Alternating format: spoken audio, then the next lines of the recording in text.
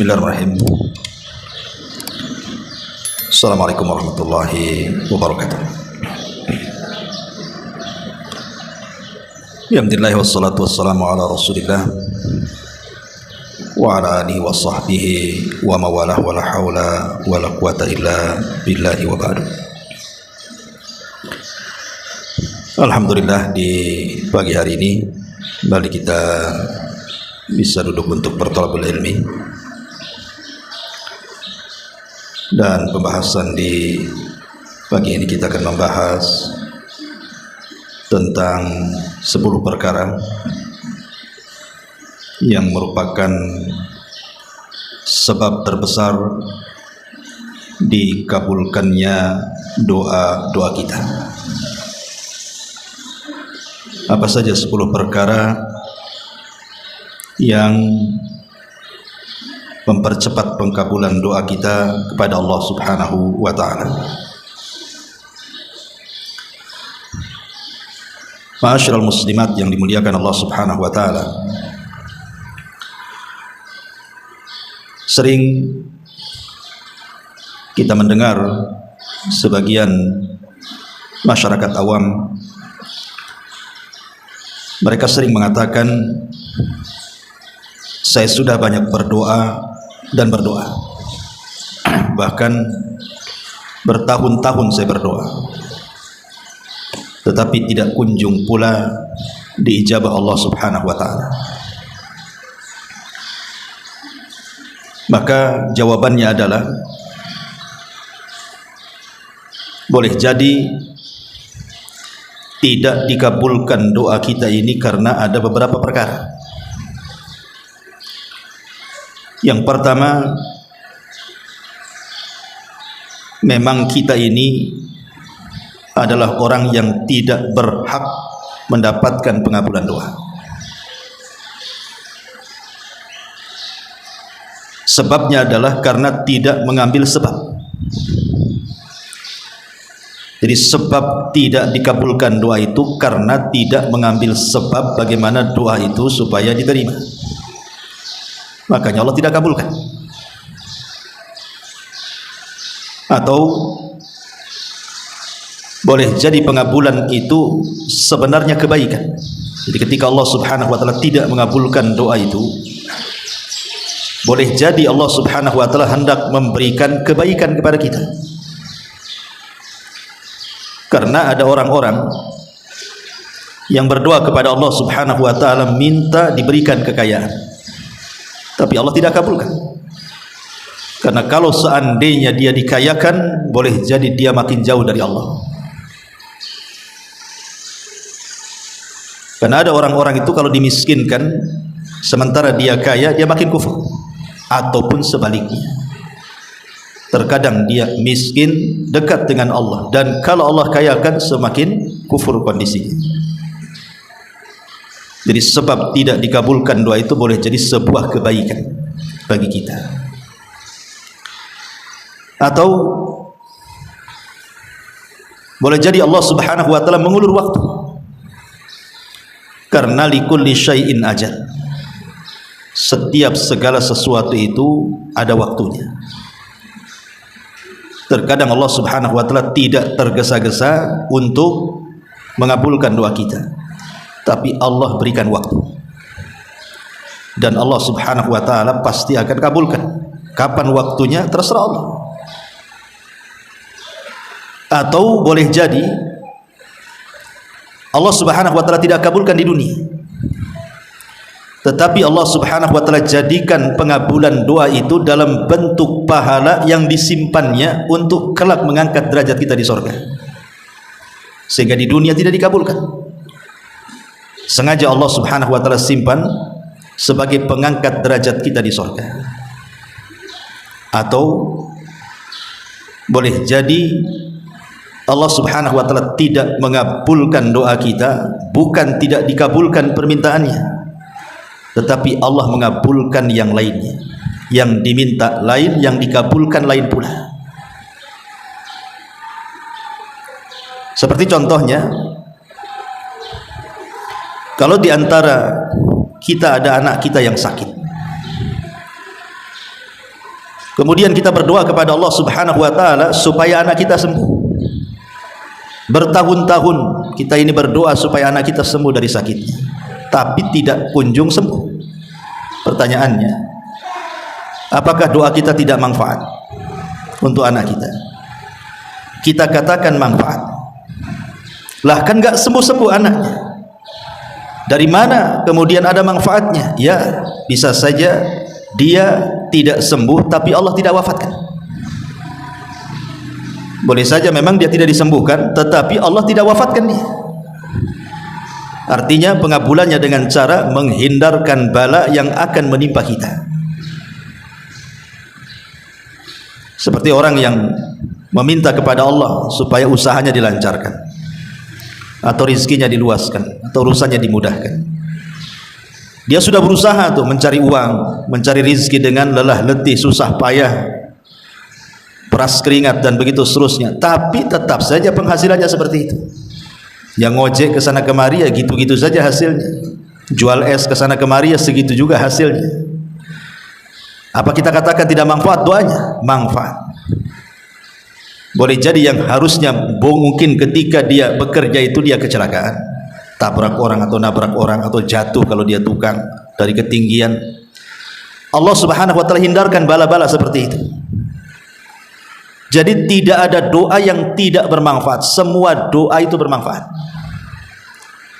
Inilah jawaban kalau ada orang yang mengatakan, kenapa saya sudah berdoa terus-terusan tapi kok tidak kunjung ada jawaban. Inilah jawabannya. Di antara 5 perkara yang sudah saya sebutkan. Ma'asyiral muslimat yang dimuliakan Allah Subhanahu wa taala. Nabi sallallahu alaihi wasallam satu hari pernah berkhutbah, khutbah Jumat. Tiba-tiba kemudian ketika Nabi SAW berkhutbah, datang orang Badui datang ke masjid, sedang khutbah itu Rasul. Kemudian dia mengatakan, ya Rasulullah, ternak-ternak kami mati semuanya, jalan-jalan kami terputus karena kekeringan sehingga belah-belah dan pecah-pecah. Kemudian ternak-ternak kami pun sudah mulai banyak yang mati karena kurang makanan. Berdoalah kepada Allah Subhanahu wa taala agar Allah menurunkan hujannya. Maka Nabi SAW di tengah-tengah khutbah itu langsung mengangkat kedua tangannya ke langit dan mengatakan, Allahumma aghithna, Allahumma aghithna. Ya Allah, berilah hujan kepada kami, ya Allah berilah hujan kepada kami. Dalam riwayat Allahumma skina, Allahumma skina, ya Allah berilah hujan kepada kami. Lah perawi hadis ini Anas bin Malik radhiyallahu an menceritakan belum lagi Nabi SAW menurunkan kedua tangannya, tiba-tiba hujan deras, sak deras-deras, dan tidak berhenti selama 1 minggu. Apa yang terjadi? Kebanjiran di mana-mana. Sehingga Jumat berikutnya Arab Badui ini datang lagi mengeluh. Yang tadinya mengeluh minta hujan, sekarang minta diberhentikan hujan. Karena 1 minggu berterusan itu masalahnya. Akhirnya banjir di mana-mana. Maka Nabi SAW kemudian mengangkat lagi pada Jumat keduanya dan mengatakan, Allahumma hawalaina wala alaina, Allahumma alal akam waddirab wa butunil audiyati wa manabitis syajar. Ya Allah, hujanilah di sekitar kami, jangan kepada kami. Artinya jadikan hujan itu tidak berbahaya untuk kami. Atau kalau memang berbahaya, ya Allah pindahkan hujan itu ke daratan-daratan tinggi, beberapa anak bukit, dasar-dasar lembah, ataupun beberapa tanah yang menumbuhkan pepohonan di situ. Dari sini kita tahu bahwa Nabi SAW mencontohkan bahwa setiap doa itu pasti diijabah. Cuman cara pengijabahnya ada yang langsung cash seperti Nabi SAW. Ini kan cash nih. Dia berdoa minta hujan, turun pula hujan. Ketika hujannya seminggu tidak berhenti membahayakan, maka Rasulullah SAW meminta hujannya dipindah ke tempat lain dan Allah kabulkan. Apa maknanya? Tidak ada doa yang tidak bermanfaat, karena asal doa itu sendiri adalah ibadah. Bahkan seorang wanita di zaman Nabi Musa alaihi salatu wassalam, Asiyah bintu Muzahim, istri daripada orang nomor satu Mesir, Fir'aun. Ketika Nabi Musa alaihi salatu wassalam sudah diangkat menjadi nabi dan rasul, kemudian mulai berdakwah ke lingkungan keluarga Fir'aun, maka yang pertama kali beriman kepada Nabi Musa adalah istrinya Fir'aun, Asiyah bintu Muzahim. Langsung beriman kepada syariatnya Musa, dan dia pun menyembunyikan keimanannya. Tetapi lambat laun Fir'aun tahu kalau Asiyah bintu Muzahim itu sudah tidak menuhankan dirinya dan beriman kepada Tuhannya Musa. Marah dia. Akhirnya kemudian Fir'aun pun mengazab Asiyah sejadi-jadinya, mulai daripada diikat di batu, kemudian dikasih terik matahari, dicambuk, begitu seterusnya. Tetapi dia tidak bergeming dari keimanannya. Padahal orang nomor satu Mesir, istri daripada orang nomor satu Mesir, artinya dunia sudah di hadapannya, dia tinggal di istana. Lah ketika kemudian satu hari Fir'aun itu sudah tidak sanggup lagi memurtadkan istrinya untuk menyembah dirinya, maka Fir'aun pun mengambil sikap untuk membunuhnya dengan cara melemparkan dari atas tebing. Lah saat dilempar itulah Asiyah bintu Muzahim tidak ada tempat mengadu kecuali kepada Allah. Pada siapa lagi? Yang dihadapi orang nomor satu Mesir, tentaranya banyak. Kepada siapa dia bisa mengadu kecuali kepada Allah, kan begitu. Dia tahu bahwa hanya Allah yang bisa mengabulkan doanya. Makanya saat dilempar itulah maka Asiyah bintu Muzahim berdoa, dan doanya diabadikan dalam Al-Quran sampai Allah katakan dalam surah At-Tahrim ayat 11, wa dharaballahu mathala lilladzina amanu imra'ata fir'auna idh qalat rabbi ibnili indaka baitan fil jannah wa najjini min fir'auna wa amali wa najjini minal qaumidh dhalimin. Dan Allah telah membuat istri Fir'aun perumpamaan bagi orang-orang yang beriman. Di sini Allah Subhanahu wa taala jadikan contoh bagi wanita-wanita yang beriman, siapapun. Ibu-ibu yang di sini, ibu-ibu yang di sono, sejak zaman itu sampai hari ini, bahkan sampai kiamat, Allah katakan, dan Allah membuat istri Fir'aun perumpamaan. Bagi siapa? Bagi orang-orang yang beriman, siapapun yang beriman. Karena istri Fir'aun ini tidak pernah berdoa dengan doa yang pernah diucap oleh orang sebelumnya. Apa doanya? Dia mengatakan, Rabbi ibnili indaka baitan fil jannah. Ya Rabb. Lihat bagaimana istri Fir'aun. Dia mengadu kepada Allah Subhanahu wa taala dan mengatakan ya Rabb. Ingat, siapapun yang mengucapkan ya Rabb, maka Allah tidak mungkin menyia-nyiakan kita. Karena kita mengikrarkan kerububiahan Allah masalahnya. Ya Rabb, ibnili, bangunkan untukku, indaka, di sisimu, baitan fil jannah, sebuah istana di sorga. Doa ini belum pernah diucapkan orang sebelumnya. Di mana Asiyah bintu Muzahim berdoa kepada Allah, tidak apa-apa, nyawaku hilang, istanaku lenyap, kesenangan duniaku sudah tidak ada masalah. Tetapi ya Rabb, saya minta jadikan aku tetanggamu dan bangunkan untukku rumah di sorga. Istrinya Fir'aun mendahulukan tetangga sebelum rumah. Dan di sini kaidah juga sering saya ucapkan, kan, di sini ibu kalau cari rumah, jangan melihat rumahnya dulu, tapi lihat tetangganya. Ibu udah bosan nih di sini, mau pindah ke perumahan yang lain, jangan dilihat rumahnya dulu. Karena kebanyakan kita ini kalau cari rumah pasti rumahnya dulu kan dilihat. Bagus nggak? View-nya ada nggak? Pasungnya ada nggak? Jalannya lebar nggak? Bukan itu yang diajarkan Al-Quran. Sebelum melihat rumah itu, lihat tetangga di sekitarnya, muslim atau kafir, ada tempat ibadahnya atau tidak, lingkungannya Islami atau tidak, mayoritas orang di situ siapa, bisa istiqomah nggak kalau saya tinggal di sini, akidah saya bisa berubah atau tidak, makin semangat ibadah atau tidak. Itu yang harusnya dipikirkan dulu. Kalau fasilitas mendekatkan diri kepada Allah sudah ada di perumahan itu, baru ibu koclok tuh, tinggal nyari rumahnya yang mana. Mau dihub, mau kopel, mau apa, terserah. Makanya di sini istrinya Fir'aun mengajarkan satu doa, Rabbibnili indaka, ya Rabb, bangunkan untukku di sisimu. Maksudnya jadikan aku tetanggamu. Baru setelah itu baitan fil jannah, satu istana di surga. Wa najjini min fir'auna wa amali, dan selamatkan aku dan si Fir'aun itu, dari si Fir'aun itu dan semua perbuatan kufurnya. Wa najjini minal qaumidz zalimin, dan selamatkan aku juga dari kaum yang zalim. Lihat di sini Al-Quran mengajarkan kepada kita, setiap manusia itu pasti ada masalah. Tidak mungkin tidak ada masalah. Sering saya katakan, masalah itu pasti akan ada dan silih berganti, bahkan terkadang beruntun. Namanya masalah. Lah istri Fir'aun ini kan jelas-jelas dia mendapatkan ujian yang luar biasa kan. Dia sudah tidak dapat fasilitas lagi, yang ada justru disiksa hanya karena dia mengatakan amantu bi rabbi Musa, aku beriman kepada Rabbnya Musa. Semua kenikmatan dunia diputus. Padahal kalau seandainya istri Fir'aun itu diam-diam saja, tidak beriman kepada Nabi Musa, apapun dari dunia itu sudah ada di hadapan dia. Dia ratunya, mau apapun ada di depan dia. Mau dayang tinggal panggil, mau makan tinggal makan, mau minum tinggal minum. Apalagi yang kurang dari istri Fir'aun ini? Apalagi Fir'aun ini memang cinta dengan Asiyah bintu Muzahim, tetapi dia lebih mendahulukan keimanan dibandingkan nikmatnya dunia. Tapi syahidnya di sini, bagaimana istri Fir'aun mengajarkan kepada kita, jangan pernah mengadu kepada siapapun kecuali kepada Allah.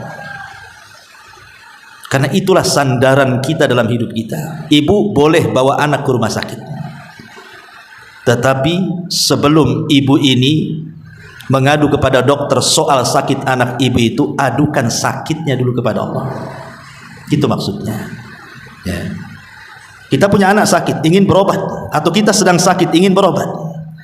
Lah sebelum kita minta supaya dokter mengobati kita, minta dulu kepada Allah. Maksudnya sandarkan dulu kepada Allah, baru kepada manusia.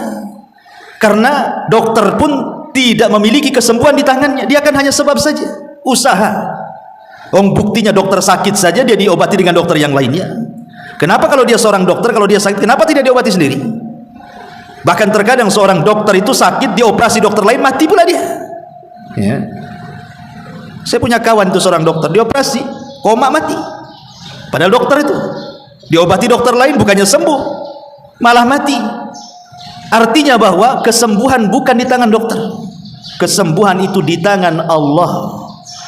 Makanya sebelum menyandarkan sesuatu kepada manusia, sandarkan dulu kepada Allah. Lihat Asiyah bintu Muzahim, dia sandarkan kepada Allah, Rabbi ibnili indaka baitan fil jannah wa najjini min fir'auna wa amali wa najjini minal qaumidz zalimin. Karena begini, Allah Subhanahu wa ta'ala itu lebih rahim kepada hambanya dibandingkan seorang ibu kepada anaknya. Contoh sejarah, ketika terjadi perang Hunain, maka Nabi SAW dimenangkan dalam peperangan itu, bukan hanya mendapatkan harta ghanimah yang banyak, tapi juga mendapatkan tawanan-tawanan wanita-wanita musyrik, menjadi budak tawan. Jadi dari sekian budak wanita yang ditawan itu, Nabi SAW memandang kepada seorang ibu. Ibu ini kayaknya lagi bingung, karena kan ramai ya. Tetapi mata Nabi SAW terpusat kepada ibu itu. Kenapa? Ibu ini keliling-keliling. Setiap ada bayi, kemudian diambil, kemudian diangkat, dipandang wajahnya, kemudian dikasih lagi. Kemudian keliling lagi, nampak ada bayi, diangkat lagi, dilirik lagi, dikasihkan lagi sama ibunya. Rupanya Rasul baru tahu bahwa ibu ini kehilangan bayinya. Setiap ada bayi disangka anaknya, setiap ada bayi disangka anaknya ya. Sampai ketika ibu ini putus asa, karena semua bayi yang digendong di situ bukan anaknya. Ketika dia terduduk itu udah pusing, ya udah sedih, udah kalut. Tiba-tiba adalah seseorang itu membawa bayi, rupanya itu anaknya. Saking senangnya, kemudian dia ambil bayinya, kemudian dia susui sampai air susunya muncrat kemana-mana, karena saking senangnya dia nggak peduli ya. Dan dia tidak mau melepaskan anaknya itu. Kemudian Nabi SAW memanggil para sahabat dan mengatakan, kalau seandainya kalian gali parit, kemudian kalian letakkan kayu bakar, kemudian kalian nyalakan api, kemudian kalian suruh wanita itu yang sudah menemukan anaknya disuruh melempar bayinya ke api, kira-kira mau tidak? Sahabatnya nggak mungkin lah. Ibu itu udah sayang betul sama anaknya, anak itu sudah hilang, sekarang sudah dapat, kemudian kita suruh melemparkan bayi itu ke api. Mana mungkin, mustahil ibu itu mau melemparkan anaknya ke dalam api, karena ibu itu sayang. Maka Nabi SAW mengatakan, Allahu arham bi ibadihi, Allah lebih sayang dengan hamba-hambanya dibandingkan ibu itu dengan anaknya. Apa kata Rasul? Allah jauh lebih sayang kepada hamba-hambanya dibandingkan ibu itu dengan bayinya. Kalau saya buat analogi begini, ibu punya anak, nakal sanakal-nakal, durhaka sadurhaka-durhakanya, kurang ajar dengan kita. Tapi satu hari anak ini diberikan hidayah, akhirnya minta maaf kepada kita. Satu hari minta maaf, tentu kita masih dongkol karena masih kurang ajar. Tapi anak itu terus setiap hari merengek-rengek supaya ibunya itu memaafkan dia. Terus setiap hari seperti itu. Memang dia menyesal, dia tidak akan berbuat lagi, dia sudah minta maaf. Pokoknya dia terus memelas kepada ibunya. Kira-kira Bu, memaafkan gak ibu? Pasti akan dimaafkan. Tidak mungkin tidak dimaafkan. Anak senakal apapun, kalau sudah nampak baiknya, apalagi mau bertobat, apalagi terus setiap hari meminta maaf dan nampak kebaikannya, saya kira hati ibu akan luluh. Tidak mungkin gak luluh, pasti akan luluh, pasti akan memaafkannya, boleh jadi akan merangkulnya lagi. Lah Allah Subhanahu wa ta'ala jauh lebih memaafkan hamba-hambanya dibandingkan seorang ibu yang dirhakai anaknya kemudian minta maaf kepadanya. Allah lebih sayang dengan hamba-hambanya. Artinya kalau kita ada masalah kemudian mengadukan perkara kepada Allah Subhanahu wa ta'ala, mustahil, Allah tidak mungkin tidak mengabulkan doa kita. Kalau kita ketuk terus. Makanya sering saya katakan, Bu, tidak ada yang mustahil bagi Allah. Kalau setiap hari di jam-jam mustajab doa kita terus mengetuk pintu langit agar Allah mengabulkan doa kita, yakin, husnudzon kepada Allah Azza wa Jalla, penuh dengan keyakinan, penuh dengan kerendahan, pasti Allah kabulkan. Rahasia ini yang terkadang luput kepada orang tua yang berputus asa dengan kenakalan anaknya. Ustaz, saya sudah tidak bisa lagi nasihati anak saya. Jangankan lagi suruh sholat, suruh baik saja susah. Saya sudah angkat tangan. Sebagian ibu yang lainnya, aduh, boro-boro katanya mau sholat, tidur aja anak saya itu. Kadang-kadang bertengkar pula dengan anak gara-gara disuruh sholat tak mau. Sekarang anak saya sudah besar, kita ini mau berperang pula sama anak gara-gara nyuruh sholat. Sebenarnya kuncinya supaya anak kita ini mudah untuk sholat itu salah satunya apa? Kentuk pintu langit. Ketuk pintu langit. Yang mengeraskan hati anak kita siapa? Allah. Yang melembutkannya juga Allah. Coba kalau seandainya kita ini punya anak sanakal-nakalnya, ibu setiap sepertiga malam berdoa, setiap malam, atau di waktu-waktu mustajab saat hujan turun, saat di antara adzan dan qomat, di hari Jumat setelah asar sebelum maghrib, terus seperti itu setiap hari pintu langit ibu ketuk, mustahil Allah tidak kabulkan, karena Allah lebih sayang dengan hamba-hambanya dibandingkan seorang ibu dengan bayinya. Itu harus yakin itu ya. Ini yang kemudian luput. Kenapa? Tidak, doa itulah silahul mukmin kata Rasul, senjata loh, itu senjatanya. Kenapa nggak yakin? Karena orang ini kalau mengurus anaknya kemudian anaknya tidak sadar-sadar, itu karena tidak pernah kita gunakan senjata ini sebenarnya. Senjata doa. Doa yang luar biasa yang Rasul katakan, ad-du'a usilahul mu'min, karena tidak ada yang mustahil bagi Allah. Makanya Nabi Allah Zakaria itu kan sudah tua, kemudian istrinya pun sudah tua dan mandul. Artinya kan mustahil punya anak tuh. Kalau sudah tua otomatis manopus, sudah susah punya anak, ditambah-tambah mandul lagi, sudah tua plus mandul, artinya double gitu ya. Tidak mungkin wanita seperti ini punya anak, mustahil. Tetapi rupanya tidak ada yang mustahil bagi Allah. Dengan terus-terusan berdoa Zakaria di mihrabnya, apa yang terjadi? Allah kabulkan doanya. Akhirnya kemudian istrinya hamil, melahirkan Yahya ibnu Zakaria. Dari sini ada kaidah yang kita anggap mustahil, tetapi bagi Allah itu mungkin. Yang kita anggap mustahil, bagi Allah itu semua bisa mungkin. maka jangan pernah meremehkan pengkabulan doa. Jangan pernah. Jangan pernah mengecilkan Allah. Jangan pernah mengecilkan Allah. Tetapi walaupun demikian, jangan pula kita melampau dalam berdoa. Oh, kalau gitu Allah, kita harus yakin Allah akan mengabulkan semuanya. Ya, selama doa kita ini tidak melampau dan tidak dilarang. Contoh ibu berdoa, ya Allah jadikan aku nabi, kan kurang ajar.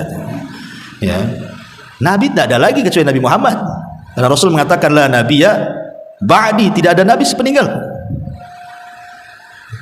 Atau umpamanya seorang wanita, ya Allah berikan suami 4, ya tidak bisa.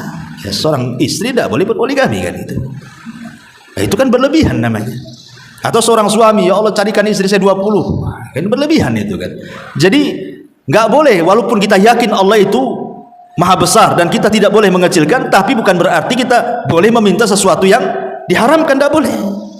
Tetapi kaidahnya jangan kecilkan Allah.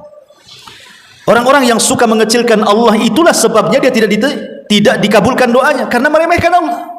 Akhirnya dia lebih bersandar kepada manusia, kepada makhluk dibandingkan kepada Allah. Makanya kenapa ada sebagian peneliti kesehatan itu ketika membandingkan rumah sakit yang ada di Saudi dengan rumah sakit yang ada di negeri kita ini. Rumah sakit di negeri kita ini banyak pasien. Kadang oper, nggak ada tempat, nggak ada ruangan, nggak ada kamar. Kadang-kadang akhirnya di teras. Kadang ada yang nggak diterima, balik lagi. Saking banyaknya pasien, dokternya pula sedikit, ruangannya pula tak banyak gitu. Tapi di sana terbalik, rumah sakitnya lenglang, ya, tidak berdesak-desakan seperti di negeri kita ini. Jadi adalah yang meneliti apa rahasianya. Ke orang Saudi itu kan kayak nggak pernah sakit aja. Rupanya orang sana itu sudah ditanamkan tauhid oleh para ulama sana, bahwa setiap mereka sakit, maka pengobatan pertama mereka adukan sakitnya kepada Allah. Mereka ruqyah, mereka meruqyah diri sendiri. Mereka sangat yakin bahwa penyakit datang dari Allah. Allah pula yang akan menyembuhkannya, seperti perkataan Ibrahim, wa idza maridtu fahuwa yashfin, apabila aku sakit aku yakin Allah yang akan menyembuhkanku. Baru setelah kemudian mereka berusaha untuk mengobati dirinya dengan cara meruqyah dirinya, berdoa kepada Allah minta kesembuhan dengan sebab-sebab syar'i, dengan sedekah, dengan macam-macam lah. Kalau memang sudah mentok, barulah mereka mencari sebab, datanglah mereka ke dokter. Kalau kita kan terbalik, Bu. Kalau sakit pertama kali datang ke dokter dulu. Tolong dok, sembuhkan saya, sembuhkan anak saya. Dokter lah, bukan Tuhan. Ya. Dokternya pula orang awam, tidak pernah ngaji. Ya, saya berusaha, sisanya kepada Allah katanya. Allah pula dikasih sisa tuh, dokternya ini. Jadi ada orang-orang yang kemudian tidak yakin dengan Allah, dia lebih yakin dengan manusia. Baru kalau sudah mentok, rumah sakit angkat tangan, dokter angkat tangan, baru dia tawakal kepada Allah. Ya sudah, kalau mau sembuhkan ya sudah, sabar. Enggak begitu harusnya. Dia enggak yakin dengan Tuhan kalau yang seperti ini. Harusnya kan minta dulu kepada Allah, baru kepada makhluk. Kepada makhluk itu hanya sebab saja, karena makhluk sendiri tidak punya kesembuhan menyembuhkan orang.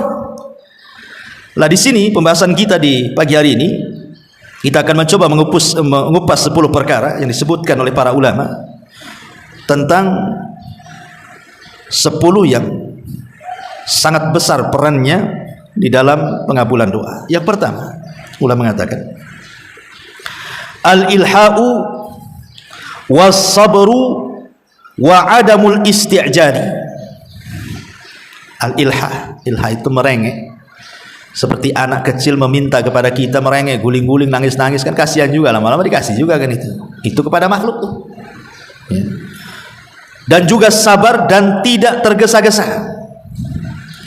Karena salah satu doa ditolak itu ketika kita tergesa-gesa. Apa makna tergesa-gesa? Dia mengatakan, kata Nabi SAW, da'autu wa da'autu falam ara yastajibli. Aku sudah berdoa dan berdoa dan berdoa dan berdoa, tapi tidak ada tanda-tanda dan kunjung dikabulkan Allah. Justru kata-kata ini yang menjadikan doa tidak akan diterima. Kalau kita sampai ngomong, saya ini sudah banyak kali berdoa tapi kok nggak dikabul-kabulkan, justru tidak akan dikabulkan kalau dia ngomong gitu. Jangan pernah ngomong seperti ini. Jangan pernah kita ngomong, aku sudah banyak berdoa, sudah berbulan-bulan, bertahun-tahun kok nggak dikabul-kabulkan ya. Jangan bicara seperti itu. Karena tadi di awal muqaddimah ada 5 sebab kenapa doa tidak dikabulkan. Mudah-mudahan nyatat ya. Ini yang pertama. Karena begini Bu ya. Allah Subhanahu wa taala itu tidak akan bosan. Tidak akan bosan memberi pahala, memberi pemberian yang kita minta tanpa terputus. Allah tidak akan bosan. Justru yang bosan itu kita meminta kepada Allah. Karena lama meminta kok nggak dikabul-kabulkan, akhirnya bosan. Padahal Allah itu tidak bosan memberikan pahala, karena asal doa itu sendiri ibadah. Artinya kalaupun tidak kunjung, tidak nampak, tidak ada tanda-tanda dikabulkan doa, sebenarnya ibu dengan doa itu sudah dapat pahala. Sudah dapat pahala gitu ya. Pahalanya itu kalau ibu sekali doa dapat pahala. Terus hakikatnya sedang mengumpul-ngumpulkan pahala. Karena orang yang tidak pernah berdoa kepada Allah dinyatakan sombong. Sombong dia, orang yang tidak meminta kepada Allah Azza wa Jalla. Karena mustahil bagi Allah Subhanahu wa taala tidak akan mengabulkan doa kalau dia benar-benar berdoa kepadanya. Makanya Rasul mengatakan wallahi la yamallullahu hatta tamallu. Demi Allah, Allah tidak akan pernah bosan sampai kalian yang bosan. Kemudian yang kedua, at-tadarru wal inkisar. At-tadarru wal inkisar. Tadarru dan inkisar itu artinya kita merasa hina, merasa rendah di hadapan Allah. Kita ini betul-betul seorang hamba di hadapan Tuhan. Kalau dalam kehidupan di masyarakat saja, terkadang seorang pembantu ya, takut dengan majikannya, merasa terhina. Kenapa kemudian kita lebih terhina lagi di hadapan Allah? Harusnya kan seperti itu. Lah karena syarat diterima doa itu ketika kita berdoa kepada Allah, kemudian kita betul-betul merasa kita ini seorang hamba, budaknya Allah. Dari sini diajarkan supaya tidak sombong. Jangan pernah sombong bahwa Allah itu zat yang maha kuasa, Al-Aziz yang maha mampu untuk menyakiti siapapun, dan tidak ada siapapun yang mampu menyakiti Allah Azza wa Jalla. Ini yang kedua. Yang ketiga, as-sidq wal ikhlas. Jujur dan penuh dengan keikhlasan saat berdoa. Harus jujur dalam berdoa. Kemukakan semuanya kepada Allah Azza wa Jalla. Enggak boleh ada yang disembunyikan. Pasti Allah Subhanahu wa taala mendengar doa kita. Enggak mungkin enggak mendengar. Kemudian ikhlas. Ikhlas itu artinya betul-betul karena Allah berdoanya. Betul-betul karena Allah, bukan karena dunia, bukan karena orang lain. Makanya kenapa Allah mengatakan fad'ullaha mukhlishina lahuddin, berdoalah kepada Allah, mintalah kepada Allah dengan penuh keikhlasan. Karena begini, kalau kita lihat sejarahnya orang-orang musyrik zaman dulu,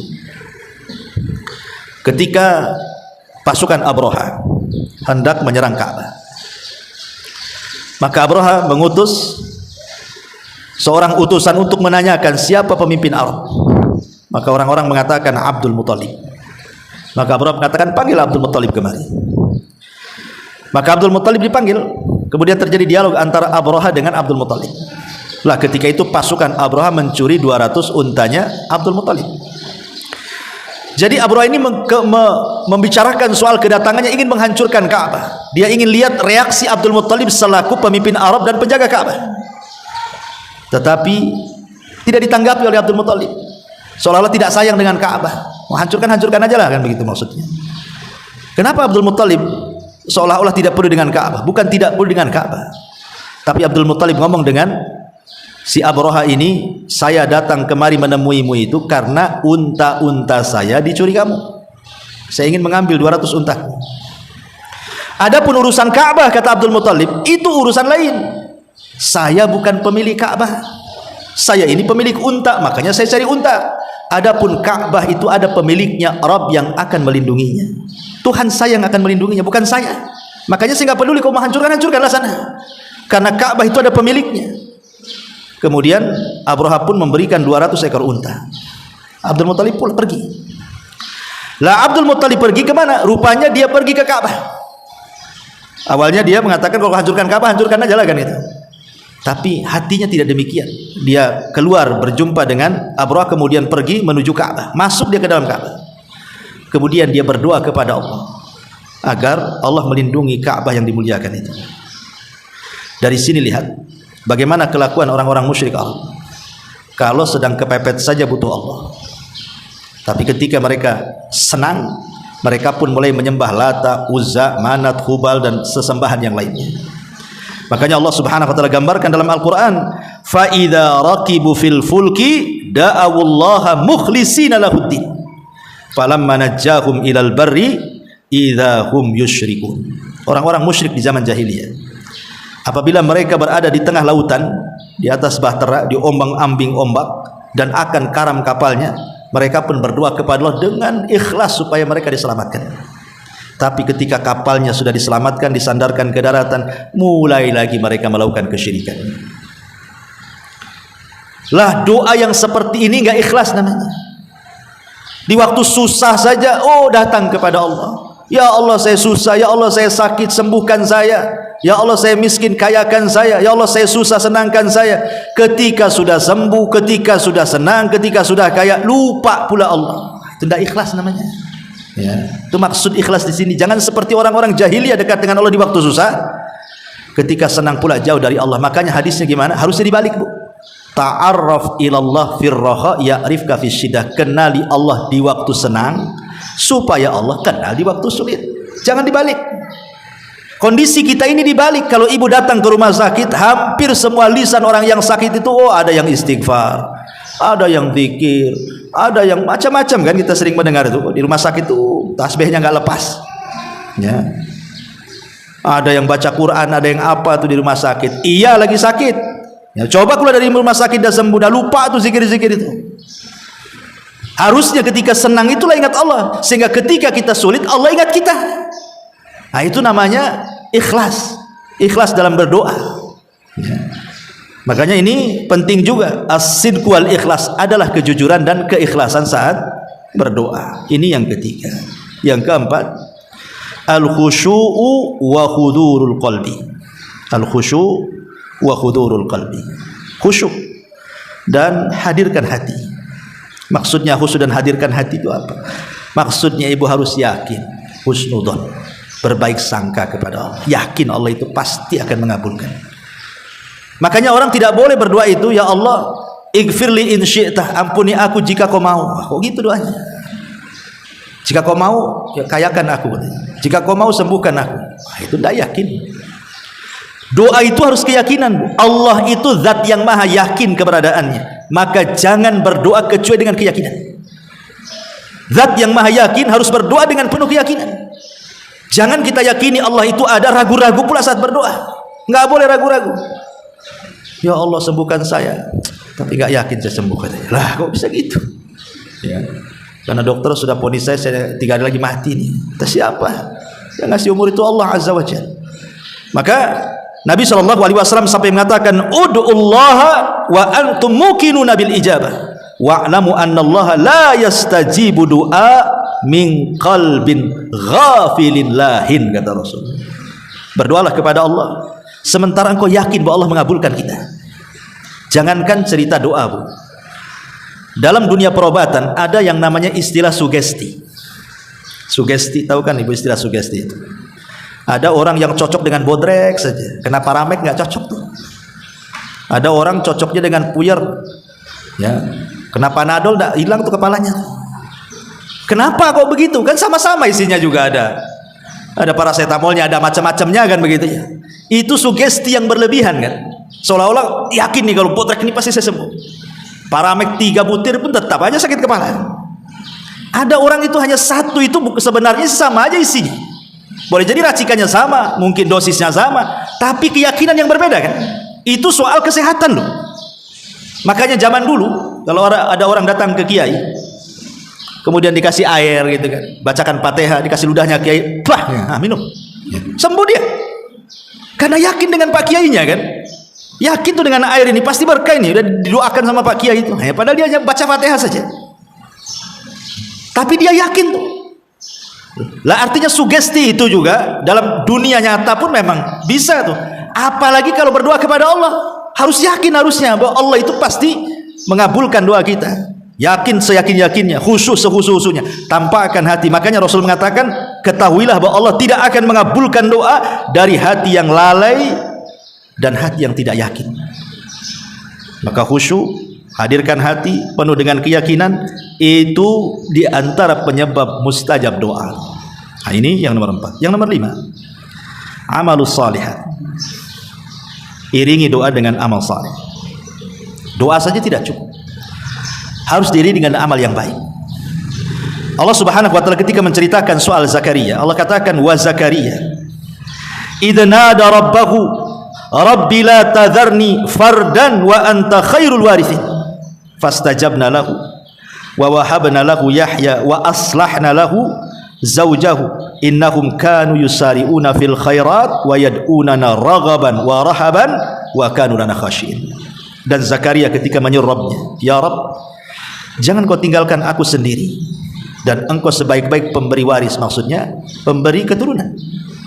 Maka Allah kabulkan tuh Zakaria, dan Allah berikan kepada Zakaria Yahya, dan kami perbaiki dia dan juga istrinya. Kenapa? Karena mereka, keluarga Zakaria itu, kanu yusari'una fil khairat, mereka adalah orang-orang yang bersegera melakukan kebaikan, dan mereka berdoa kepada kami dengan penuh harap dan takut, dan mereka orang-orang yang khusus saat beribadah kepada kami. Artinya sebab pengkabulan Zakaria dan keluarganya itu, sehingga minta anak Allah kabulkan, karena memang kehidupan Zakaria dan istrinya adalah orang-orang yang bersegera melakukan kebaikan. Jadi salah satu penyebab besar doa itu diterima karena ada amal-amal soleh yang lainnya yang menopang doanya tuh. Contoh umpamanya ibu ingin sembuh, sakit, ya Allah sembuhkan saya. Ditopang dengan cara apa? Selain juga minta kepada Allah, datang ke dokter minta obat, juga sedekah. Karena sedekah juga salah satu penyembuh. Ya. Iringi dengan amalan yang lainnya. Minta doa orang-orang yang soleh, kan itu bentuk tawasul juga. Ya, jadi iringi dengan amal soleh yang lainnya, jangan terpatok dengan doanya saja.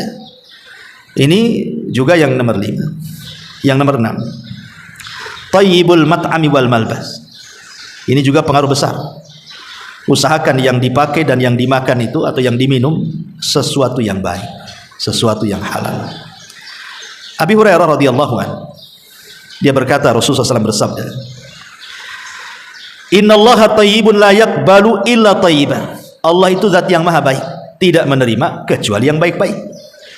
Wa innallaha amaral mu'minina bima amara bihil mursalin. Dan Allah telah memerintahkan orang-orang yang beriman sebagaimana Allah perintahkan para rasul.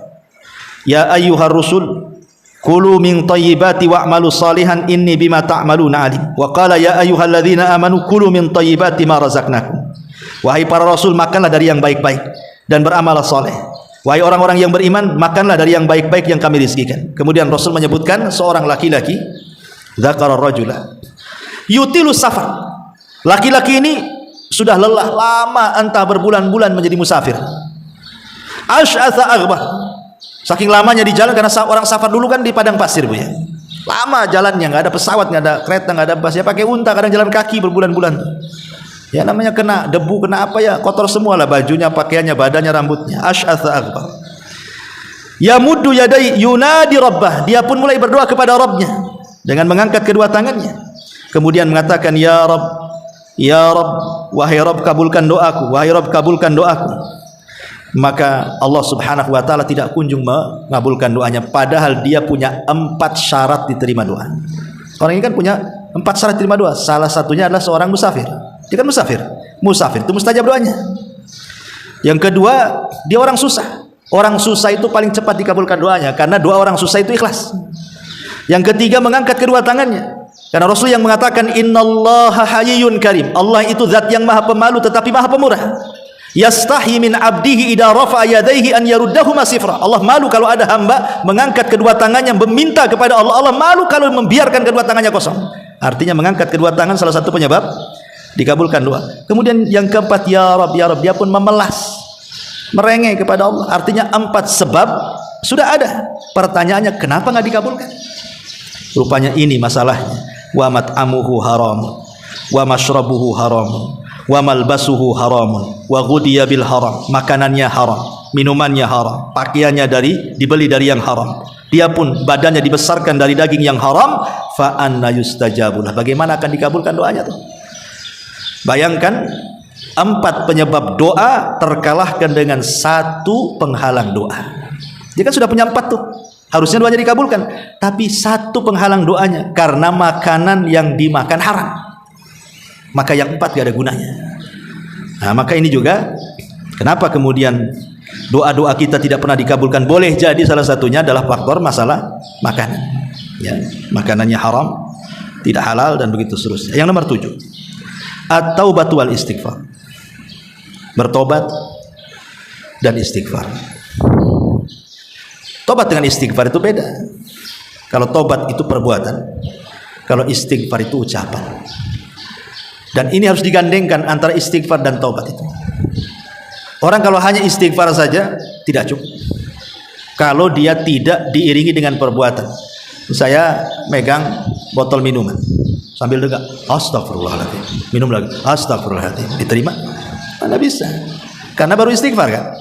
Kalau astagfirullahaladzim buang homernya, itu baru benar tuh. Ya, astagfirullahaladzim minum lagi, habis minum astagfirullahaladzim lah, ngapain itu? Ibu habis kumpul-kumpul lagi gibah, tersadar astagfirullahaladzim, kita lagi gibahin orang, nyambung lagi. Ya, astagfirullahaladzim, jadi main-main jadinya kan. Kalau astagfirullahaladzim langsung pergi dari situ. Astagfirullahaladzim, kita gibahin orang, anak pulang dulu. Nah, gitu harusnya. Astagfirullahaladzim tapi masih dengerin. Ya. Handsetnya dibuka pula, ngomong apa orang tuh? Ini kan nggak bisa kayak gini. Itu belum tobat namanya. Makanya tobat dan istighfar itu dua kata harus bersambung, lisan dan perbuatan. Nah, salah satu mustajab doa itu ketika seseorang itu berdoa didahului dengan tobat dan istighfar, kemudian berdoa setelahnya, maka doanya manjur. Makanya kenapa kalau kita lihat dalam surah Al-Qasas ayat 16 Allah mengatakan Rabbi inni zalamtu nafsi faghfirli faghfaralah. Ya Rabb, aku sudah mendolimi diriku, ampuni aku. Maka setelah dia istighfar meminta ampun, apa kata Allah? Faghfaralah. Maka Allah pun ampuni dia. Allah ijabah, Allah ampuni dia. Setelah dia meminta ampun dan bertobat, baru datang ampunannya kepada Allah Subhanahu wa ta'ala. Sama dengan Nabi Adam. Nabi Adam ketika diturunkan di dunia di mana? Ada yang mengatakan di Sri Lanka, di India sana. Kemudian Hawa diturunkan di mana? Di Jeddah. Kemudian keduanya saling mencari, sampailah di satu tempat dan saling mengenali, disebut dengan Arafah. Disitulah Allah Subhanahu wa ta'ala turunkan kalimat pertama yang dibaca Adam dan juga Hawa. Apa kalimat pertama yang diucapkan Adam dan Hawa saat berjumpa di Arafah? Rabbana, gimana? Rabbana zalamna anfusana wa illam taghfir lana wa tarhamna lanakunanna minal khasirin. Inilah ucapan pertama yang diucapkan Nabi Adam di bumi. Rabbana zalamna anfusana, ya Rabb, kami sudah menzalimi diri kami. Fa illam taghfir lana, kalau engkau tidak mengampuni dosa kami dan engkau tidak merahmati kami, tentu kami termasuk orang yang rugi. Setelah Adam dan Hawa betul-betul bertobat, apa kata Allah? Fataba alaihi, baru turunlah ampunan tobat dari Allah Azza wa Jalla, kabulkan permintaannya. Dari sini menunjukkan bahwa doa itu kalau ingin dikabulkan, dahului dengan istighfar dan juga tobat. Kemudian yang nomor 8, adamud du'a bismin aw qati'ati rahim. Jangan berdoa dalam rangka perbuatan dosa atau memutus silaturahim. Ya Allah, hancurkan saja orang sebelah itu, dia saingan dengan saya. Nah, itu kan menghancurkan bisnis orang, tidak boleh lah kan itu. Ya Allah, ini saudara saya ini jahat sama saya, kirim penyakit biar dia mati ya Allah. Nah, ini tidak bisa lah kan itu. Doa untuk sebuah keburukan atau perbuatan dosa nggak akan dikabulkan. Ya. Kemudian yang nomor 9, hamdulillah wassana alaihi baina yadayi doa. Sebelum berdoa, puji dulu Allah. Sama dengan makhluk kan. Ibu kalau mau merayu orang karena ingin meminjam sesuatu atau meminta sesuatu, kan salah satu jurusnya supaya dia ngasih permintaan kita atau kita hendak meminjamkan sesuatu, pasti ibu rayu dulu tuh. Entah dengan perbuatan ibu dekat-dekat dengan dia, entah dengan cara muji-muji dia, entah dengan cara akrab-akrab dulu dengan dia, kan begitu. Baru setelah itu pinjam uang. Tidak mungkinlah ibu baru kenal tiba-tiba pinjam uangnya. Dikasih nggak dikasih, baru kenal kok. Ya pasti kenalan dulu, diakrabi dulu. Oh, nampak nih tasnya kalau datang ke pengajian besar tasnya, jangan-jangan isinya uang semua. Ya, mulai didekati, dirayu. Nah, rupanya buku catatan. Ya kan? Intinya bahwa seseorang itu mendekati manusia saja pasti dipuji dulu, didekati dulu. Maka Allah itu mimbabil aula. Nama ini mafhum aulawi. Sama manusia saja terjadi, apalagi sama Allah, gitu maksudnya. Ya. Kemudian yang nomor 10, at-tawassul lillahi inda du'a. Berdoalah dengan cara tawassul. Tawassul itu mencari perantara. Dengan cara apa? Pertama, menyebut Asmaul Husna. Asmaul Husna itu yang kita kenal 99 nama. Dari 99 nama itu pasti ada satu yang disebut dengan Ismul A'zam. Dan Rasulullah SAW mengatakan siapapun yang berdoa bertepatan dengan Ismul A'zam mustajab doanya. Tapi kan Ismul A'zam, nama yang agung dalam Asmaul Husna, kan menjadi khilaf para ulama. Yang mana satu?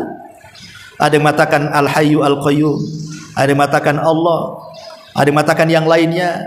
Maka Aisyah radhiyallahu anha mengatakan Ismul A'zam, nama yang agung di dalam Asmaul Husna itu sama dengan malam Lailatul Qadar di 10 akhir Ramadan. Tidak tahu letaknya di mana. Sehingga harus mencari, kan? Lah begitu juga kalau ibu berdoa membaca 99 nama, pasti kalau dibaca semua pasti bertepatan dengan Ismul A'zam. Nggak mungkin tidak, Bu. Kan yang dari 99 nama Ismul A'zam kita kan nggak tahu yang mana satu. Tapi kalau kita baca semua ya pasti kenal lah. Ya. Makanya Rasul mengatakan siapa yang berdoa bertepatan dengan Ismul A'zam nggak mungkin ditolak doanya, pasti mustajab. Makanya bertawassullah dengan nama-nama Allah, sebutkan 99 nama itu. Ya. Baru kita berdoa. Ustaz nggak hafal, tengok buku lah. Kemudian yang kedua, tawassul dengan amal soleh. Dengan amal soleh, ibu lagi sulit, teringat dulu pernah sedekah. Ya Allah, kalau sedekah dulu saya ikhlas, tolonglah diterima. Dan kalau itu berpahala, sekarang saya lagi susah, tolong doa, kabulkan doa saya. Itu namanya tawassul dengan amal soleh. Sehingga para ulama mengatakan jangan meremehkan amal sekecil apapun. Boleh jadi amalan yang kecil itu ikhlas, dan boleh jadi yang ikhlas itulah bisa kita gunakan tawassul saat kesulitan kita. Ataupun tawassul dengan orang soleh yang masih hidup, datang ke ustadz, ke kiai atau kawan yang nampaknya rajin ibadah, nampaknya soleh-solehah, minta doa mereka. Ya, karena itu tawassul dengan amal soleh. Kemudian yang terakhir sebagai tambahan, di antara penyebab mudahnya doa itu dikabulkan adalah berdoa fi awqatil ijabah, di waktu-waktu yang mudah dikabulkan, seperti sepertiga malam akhir, karena malaikat lagi turun, Allah juga turun. Minta kepada Allah di sepertiga malam akhir, atau hari Jumat setelah asar sampai maghrib, atau di antara adzan dan qomat, atau ketika ibu safar, atau ketika turun hujan. Ya, itu semua waktu-waktu mustajab doa. Ya, jadi itu juga sangat mempengaruhi, atau ketika di waktu sujud, ya, di waktu sujud. Ya, makanya ada seorang syekh itu ditanya soal doa setelah sholat. Maksudnya doa masalah. Habis sholat langsung angkat tangan, habis sholat wajib maksudnya langsung angkat tangan meminta sesuatu. Apa kata syekh ini? Aneh, waktu sholat kok tak minta, setelah sholat kok minta, katanya. Waktu sholat itulah minta. Dekat-dekatnya kita dengan Allah itu ketika sujud, itulah minta.